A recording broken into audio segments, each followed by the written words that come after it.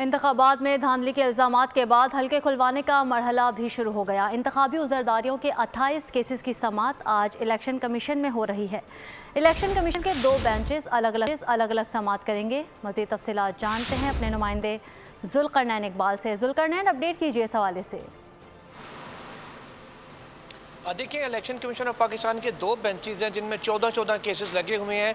जो काबिल ज़िक्र केसेस की अगर बात करें तो NA 47 इस्लामाबाद है, जहां से शुएब शाहीन ने इंतखाबी उज़रदारी दायर कर रखी है और तारिक फजल चौधरी की कामयाबी को चैलेंज कर रखा है।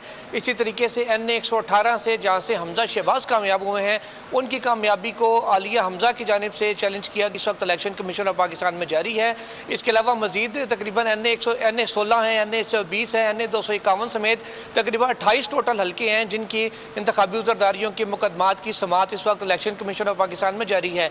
इसके अलावा इलेक्शन कमीशन में आज कवी इम्कान है कि तहरीक इंसाफ की जानिब से जो इंट्रा पार्टी इलेक्शंस करवाए गए थे उनकी तफसीलात जमा करवाई जाएँ, क्योंकि इलेक्शन एक्ट के मुताबिक 7 दिन के अंदर हर सियासी जमात अपने इंट्रा पार्टी इलेक्शन कराने के बाद इलेक्शन कमीशन ऑफ पाकिस्तान को उसकी तफसीलात पेश करने की पाबंद होती है।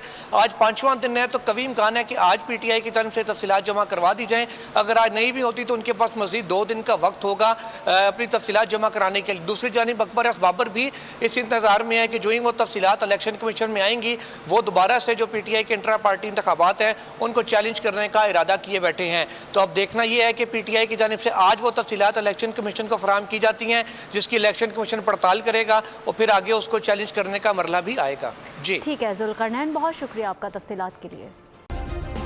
सब्सक्राइब करें और बेल दबाएं ताकि कोई खबर रह न जाए।